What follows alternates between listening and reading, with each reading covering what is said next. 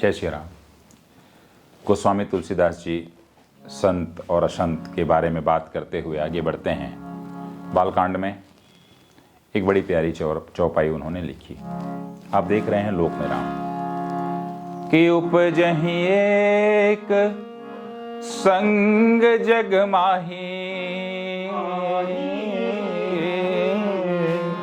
जलज joke जिमि गुण बिलगाही, सुधा सुरा सम साधु असाधु, जनक एक जग जलधि अगाधु। इस चौपाई में बाबा ने दो महत्वपूर्ण उदाहरण दिए हैं कि संत और असंत कौन है। अरे इस धरती से बाहर कोई संत और असंत है क्या? इस धरती में ही जन्मे हुए प्राणी में कोई संत रहता है, कोई असंत रहता है, कोई अच्छा रहता है, कोई बुरा रहता है। कहीं बाहर से आते हैं, स्वर्ग से आते हैं क्या संत या असंत? कौन है जो अलग कहीं और से आता है? चंद्रमा से उतर के आते हैं, सूर्य से उतर के आते हैं, कौन से ग्रह से उतर के आते हैं? बाबा कहते हैं यहीं इसी धरती में संत हैं असंत हैं। आप चाहें तो अपने अंदर संतत्व लाइए, नहीं तो आप असंत हैं। मैं यदि चाहूं तो अपने अंदर संतत्व लाऊं या असंत हूं। तो संत असंत जो है, अंदर के सद्गुण यदि हैं, हमारे हृदय के अंदर सद्गुण हैं तो संत हैं, और दुर्गुण हैं तो असंत हैं। तो उन्होंने कारण बताया और उसका एक उदाहरण बताया कि जिस तरीके से जल में ही कमल पैदा होता है तो उसी जल में जोंक भी पैदा होता है। पर यदि आप उसी कमल को जब छूते हो, स्पर्श करते हो, उस कमल को देखते हो तो आपका दिल, आपका हृदय प्रफुल्लित होता है, प्रसन्न होता है, खुश होता है। उसका स्पर्श आपको सुख देता है। कमल जब देखते हो आपकी आंखों को सुख मिलता है, छूते हो तो उसकी कोमलता से सुख मिलता है। परंतु वही उसी जल से जब जोंक आपके शरीर से लगता है तो वह आपके रक्त को चूसता है।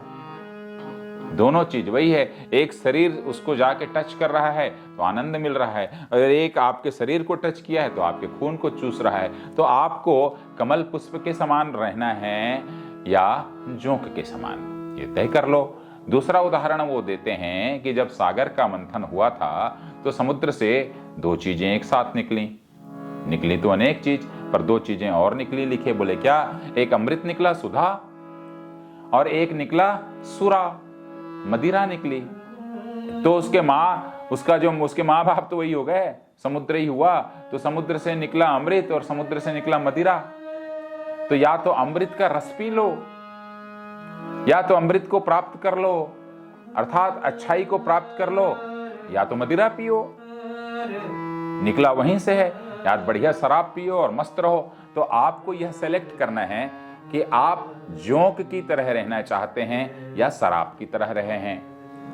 आप जोंक और शराब की तरह रहना चाहते हैं या फिर आप कमल और अमृत की तरह रहना चाहते हैं। कौन सी चीज को आप पसंद करना चाहते हैं? अच्छा जी, मैं आपसे यही कह रहा हूं, यदि आपको अमृत अच्छा लग रहा है और आपको कमल अच्छा लगता है तो आप अपने जीवन में कमल की तरह विचार लाइए।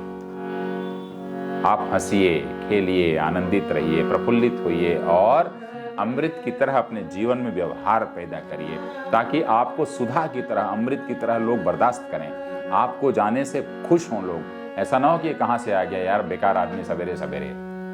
क्यों? क्योंकि यदि ऐसा कोई सोचता है आपके बारे में, मान लो आप जोंक हो, ये मान लो कि आप शराब पिए हुए हो। इसलिए यहां पर गोस्वामी तुलसीदास जी कहते हैं कि शराबी बनना छोड़ो, जोंक की तरह मत रहो, अमृत की तरह रहो। फिर भी इस गोस्वामी तुलसीदास जी ने कहा, मैं उस जोंक की भी वंदना करता हूं, उस सुधा की भी वंदना करता हूं, उस कमल की भी वंदना करता हूं और उस मदिरा की भी वंदना करता हूं, क्योंकि समाज में सभी प्रकार के लोग पाए जाते हैं। फिर मुलाकात होगी। जय सिया राम। लोक में राम मिलेंगे।